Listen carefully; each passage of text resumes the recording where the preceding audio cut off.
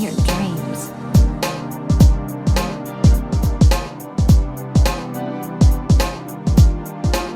Hey, what's up guys? Welcome back to another Snowbreak Containment Zone video, and today we're just going to be talking about Chenxing. By the way, if you happen to like the content, feel free to leave a like and subscribe. If you are still on the fence whether to pull for Chenxing or not, do some thorough research. Don't just take my word for this. Watch other content creators, look at other websites, talk to other people that have her, and then you can decide whether Chenxing is worth the pull or not. Now, in my opinion, I don't think she is really worth the pull. Don't get me wrong, she is a really great character. I'm not saying that she needs buffs or anything or a rework, but I don't really think she is worth pulling for. I don't think she is a must-pull character. She does what she's supposed to do. She is an AoE mob clearer. Her standard skill can mark up to 5 enemies, 8 through the neural skills, and once those enemies are marked, whenever she shoots them, it'll deal electric damage to all of the enemies that have been marked. This skill kind of reminds me of Nahida's elemental skill from Genshin Impact. You basically mark up the enemies and they'll, whenever you hit them, they'll take damage.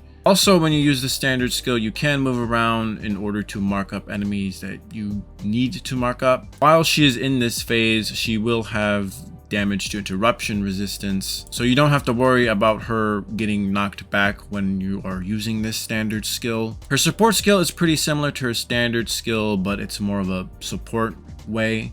She still marks up the enemies, up to 5 enemies, only 5, and whenever an operative hits them, it'll deal electric damage. Her support skill can also paralyze enemies if you unlock the neural skills in it, which is pretty handy. However, it can't paralyze all bosses. It can paralyze the Chapter 8 boss, but it can't paralyze the Chapter 7 boss, and it also cannot paralyze Gavin. Chenxing's ultimate basically bombards enemies that have been marked through her standard or support skill, knocks them up in the air, and creates a field that deals electric damage. So Chenxing is basically an AoE clearer, and she's pretty good at that. But I don't really think that's a reason to really pull for her. We do have other AoE characters that are not just as good, but they're good alternatives. We have Little Sunshine Fridia, which is the 4-star Fridia who's pretty good at AoE. There's also the Wildlife Hunt, that's also an AoE character, and her support skill can also freeze enemies without the neural skills. Even Acacia Kaguya, the last limited 5-star, can clear mobs as well. Kaguya also has forms of crowd control by freezing enemies. Her support skill and ultimate can also suck up enemies with the help of the neural skills, and Kaguya can debuff an enemy by decreasing a specific type that they were last hit with.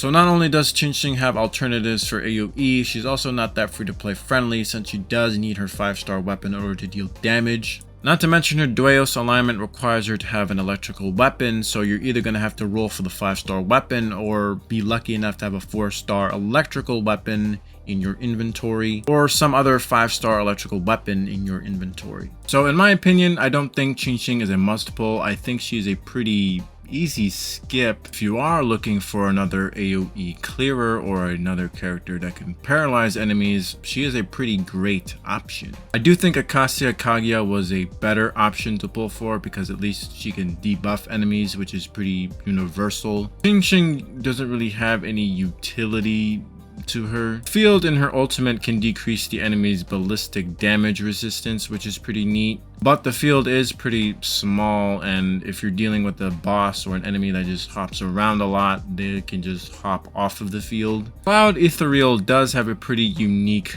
dodge ability. All the other operatives in the game, whenever they dodge, they do a rollover, but Cloud Ethereal does not do that. Instead, she will do a pretty fast dash, which is pretty nice. It's a lot more faster than the other dodges, and it can also be used to traverse through the overworld a little bit more quickly. So I do hope future characters will have like a unique dodge. Maybe one day we'll have a character that can like do a backflip or some shit. Anyways, Ethereal Cloud isn't a must pull, and that's not necessarily a bad thing. If every future character that comes out becomes must pulls, then it's going to be pretty frustrating for free-to-plays. Not to mention with how the rates are in this game, it would be pretty bad if every character would just be a must pull. Also, in this point of the game, if you're a free-to-play player from day one, you should have 2 teams somewhat ready by now.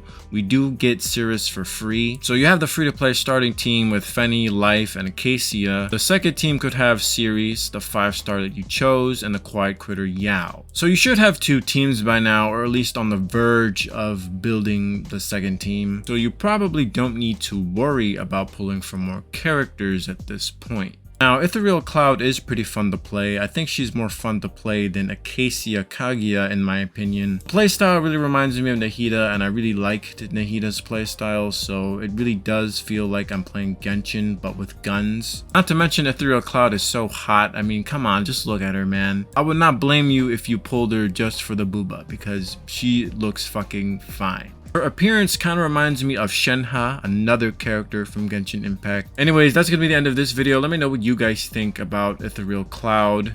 I'll see you guys later. Bye-bye now. Come again soon.